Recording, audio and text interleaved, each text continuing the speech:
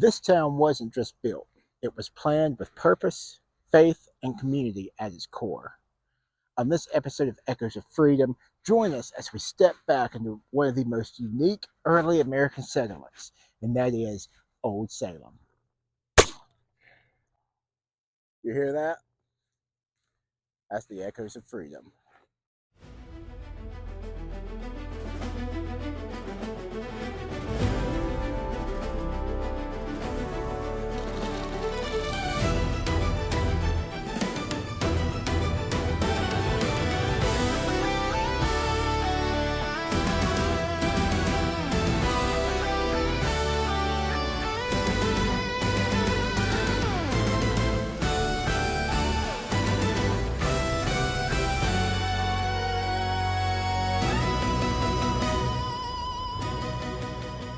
What's up, historians? We're back again at Smith McNeil, and we're standing in beautiful downtown Winston-Salem at a little place called Old Salem, one of the early American establishments here in the country.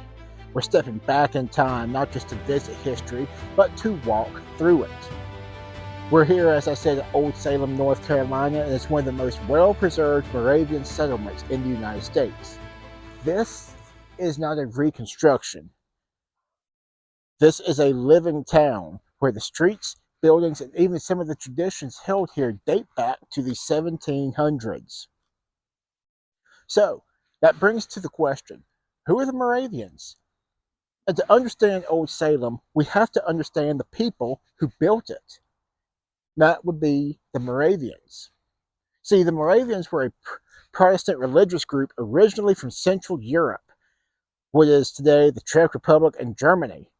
They came to America seeking religious freedom, community, and the chance to build society centered on faith, cooperation, and shared purpose. I'm going to just check this microphone real quick. Sorry about that.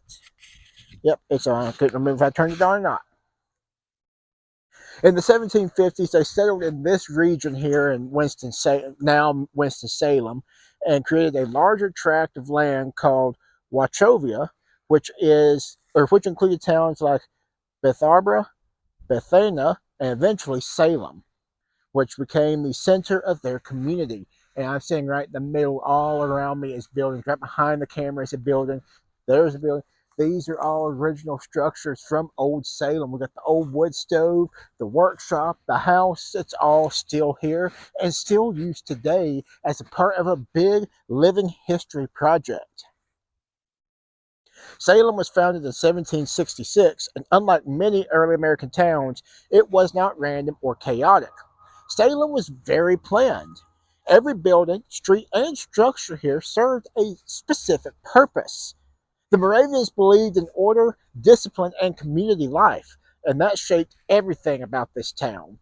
Instead of traditional family-based housing alone, they organized life around communal groups, including the Single Brothers House, the Single Sisters House, family homes, workshops, and trades. So all of this stuff is being brought in and is very specifically and strategically planned out on what's going to go where to make this whole community very successful and make it thrive. People lived, worked, and worshiped together, all centered around their faith. Old Salem wasn't just a religious settlement, though. It was a hub of craftsmanship and trade. The Moravians were highly skilled artisans, and their town quickly became known for its pottery, blacksmithing, woodworking, tailoring, and baking. And if you've ever had any of the baked goods from Old Salem, they are always absolutely amazing. I may have to go down the road here and get some before I leave here today. It's all fresh cooked, and even in today, in 2026, almost over 200 years since the Moravians settled this land, like 260 years before the Moravians settled this land, they are still using the same recipes, the same equipment, the same everything that was used then to make their baked goods. And it is so, so good. And it's not just so good, but you can literally taste history today if you step into Old Salem and purchase any of these goods. Or if you purchase some art, you can just have a piece of Old Salem. It's all made the same. If you walk through Old Salem today, you can still see these traditions in action and these trades in action. At places like the Winkler Bakery, they still use a wood-fired oven to make traditional Moravian bread, just like they did over 200 years ago. See, this wasn't about survival. This was about excellence. The Moravians believed that work was a form of worship, and it showed in everything they built. And that's because they believed that faith was at the center. And faith was the heartbeat of Salem. At the center of town, which I can see just over my right shoulder here, stands the Home Moravian Church, where the community gathered for worship. Music played a major role in their religious life, and the Moravians were known for their choirs and hymns, and some of the earliest organized music traditions here in North Carolina came from right here at Old Salem.